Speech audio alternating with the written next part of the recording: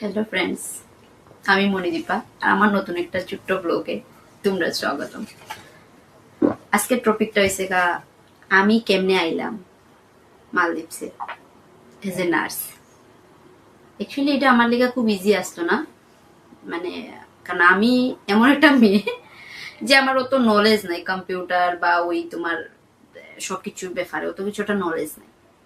যদিও আমার হাজবেন্ড এই আমার সব হেল্প করছে আর সবকিছু, কিন্তু তারপরে যখন আমি দিন দিন যখন জিনিসটা নিয়ে কাটছি ইয়ে হয়েছে তখন গিয়ে আমি সব জানছি।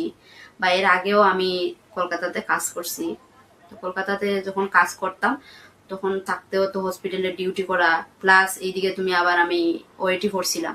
তো যদিও আমার ইচ্ছা ছিল ইউরোপিয়ান কোনো কান্ট্রি যাওয়ার লিগা, বাট আমি পারছি না, কারণ আমার খুব একটা চাপের মধ্যে আসলাম। আমি একটা ফিনান্সিয়াল প্রবলেম প্লাস হয়েছে তোমার পড়া, এরপরে ডিউটি সব মিলে মানে আমি খুব একটা ফ্রাস্ট্রেশন আসলাম, সবকিছু আমি কুলিয়ে উঠতাম পারছি না। এরপরে ভাবলাম, খুঁজ লইতে লইতে দিলাম যে আমি পরীক্ষাও দিছি কয়বার, 2বার পরীক্ষাও দিছি। আর কইলে তো আর লজ্জা নাই, পড়ার তো আর লজ্জা নাই, কিতা করবে। এরপরে 2বার পরীক্ষা দেওয়ার পরে যখন দেখলাম আমার ডেজার্ট স্কোর আমি আর পাইতাছি না, এরপরে ভাবলাম ঠিক আছে দেখে কম করে কোন জায়গায় যাওয়া যায়। এরপরে ভাবলাম সার্চ করতে করতে তখনই কি আমরা একটা ভালো এজেন্সি পাইছি যার থ্রুতে মানে আমি আইসি কেন।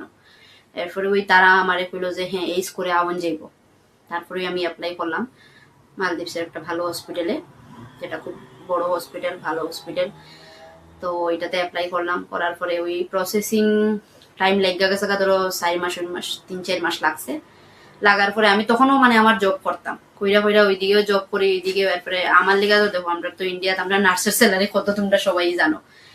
এরপরে এই স্যালারির মধ্যে মানে নিজের পরীক্ষাও দেওয়া, এরপরে ফ্যামিলিরও হালকা পাতলা সাপোর্ট করা, এটা সব মিলে তো আমার দ্বারা মানে। এরপরে ভাবলাম ঠিক আছে আগে ছোট কান্ট্রিতেই যাই, গিয়ে অ্যাটলিস্ট নিজের একটু যদি ফাইন্যান্সিয়াল দিকটা ঠিক হয় তারপরে গিয়ে নিলে আমি আরো বাইরে জায়গায় মুভ করতে পারবো।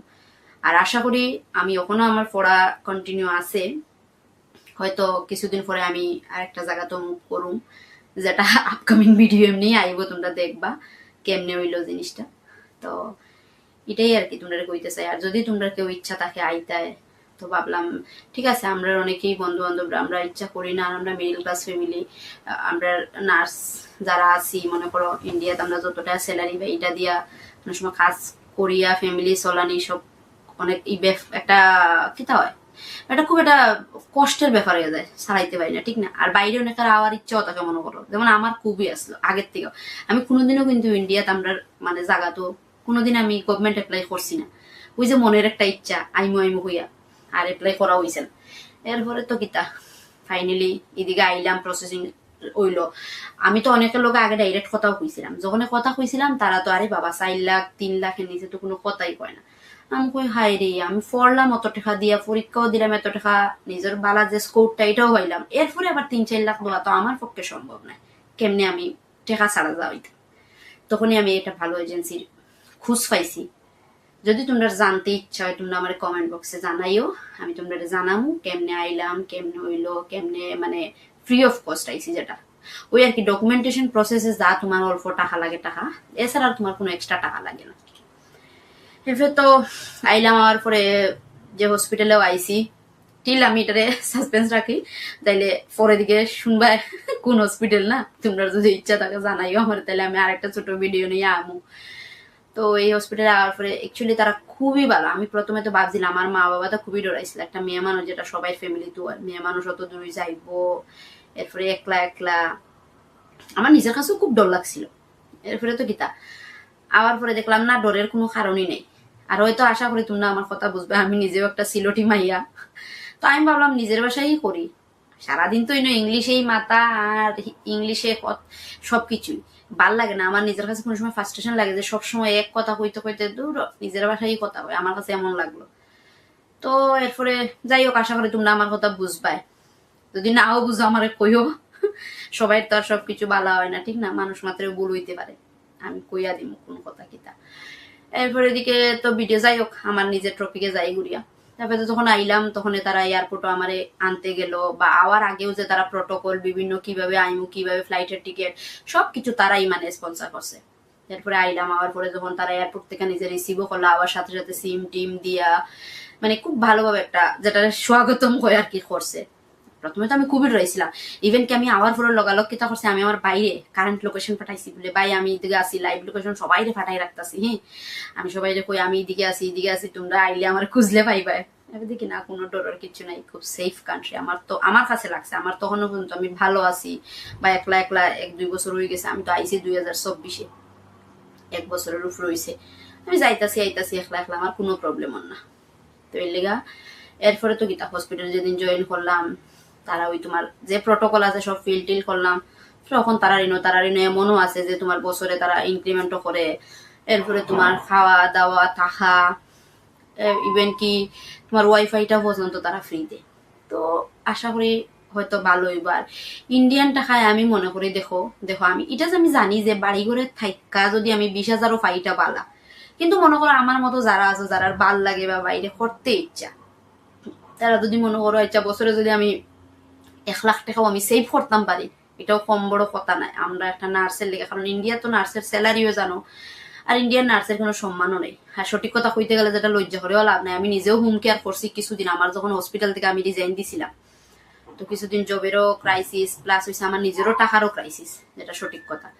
এরপর যখন ওই ভিডিও আমি যখন মানে করি, ডিউটি করি, এত মানুষের দুর্ব্যবহার বা নার্সরে মানে ইন্ডিয়াত কিছু ভাবেই না, আমার কাছে এরকম লাগে। সব জায়গা তেমন না, কোনো কোনো জায়গা খুব ভালো, বাট কোনো কোনো জায়গা খুবই খারাপ ব্যবহার তোমার মানে সহ্য করতে। কিন্তু এই জিনিসটার থেকে তুমি মানে মুক্তি পেবে বাইরে জায়গা তাইলে, অ্যাটলিস্ট বিদেশে এলে তোমার খুব সম্মান, খুব রেসপেক্ট, খুব মানে ভালোভাবে ব্যবহার অ্যাটলিস্ট পাইবে। টাকা যদি 1-2 পয়সা কম হয় বেশি হয়, এই জিনিসটা আছে। আর মনে করো তুমি একটা জায়গা থাকিয়া যদি একটা বালা অ্যামাউন্ট কইরা তুমি লাইফে একটা পরে কিছু একটা পদক্ষেপ নিতে চাও, বা তোমার যেরকম ইচ্ছা এরকম পারবাই, ঠিক না? এটা হলো যার ডিপেন্ড করে যার উপরে। তবে আমার তো যেন স্থির থাকার একদম কথা না হয়, যদিও আমি থাকতাম না স্থির, আমার এখনো প্রসেস চলে, আমি অন্য জায়গা তো যাওয়ার ইচ্ছা আছে, হয়তো বছর খানিক লাগতেও পারে। তো তখন তোমরা আরো আপডেট দিমুনে কেমনে আইতাই। এটলিস্ট আমার মেইন মোটিভটা হইছে তোমরা কেমনে আইতে পারবাই ফ্রি অফ কস্ট, এটা হইছে মেইন মোটিভ তোমরা জানানি।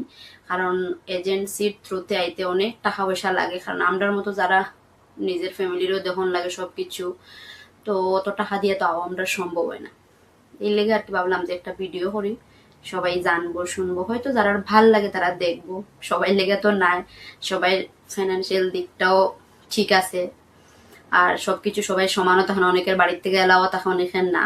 তবে আশা করি আমি আমার ভাগ্য করে আমার মা বাবা পাইছি যারা সবসময় আমার সাপোর্টে আছে, প্লাস আমার যে ওখানে যে আমার আগে উঠবি আসছিল ওখানে আমার জামাই, হ্যাঁ তো আর 100% সাপোর্ট। তো এর লিগে আমি এই জায়গাতে আইতে পারছি, বা নিজেরও একটা আজকে ভালোই লাগে আইয়া, খারাপ তো লাগে না, একটু বোরিং লাগবো প্রথম আইলে আইসি একটা জায়গাতে নতুন ভাবে, কিন্তু ধীরে ধীরে ঠিক হয়ে যায় যখন সবাই লোকে মিলবে। আর আমরা মনে করি বাইরে মনে হয় মা কেউ নাই, আইয়া দিকে দুনিয়ার ইন্ডিয়ান মানুষ।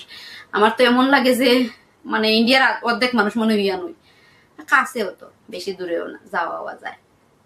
আমি তো ডেইলি আর কই বাইরে বা ডেইলি সমুদ্র সাইডে তো মাঝে মধ্যে ঘোরাফেরা করলাম ডিউটি। আর তোমরা যদি ইচ্ছাও তাকে জানতে আমি কেমনে আইসি কেমনে সবকিছু, তোমরা আমার মেসেজ করো। টিল দেন আমি রাখি, আর যদি ভালো লাগে তাহলে লাইক কমেন্ট শেয়ার করো। আমি তোমরা যতটুকু জানি যতটুকু বুঝি আমি চেষ্টা করবো তোমরা জানাইতে। Bye bye.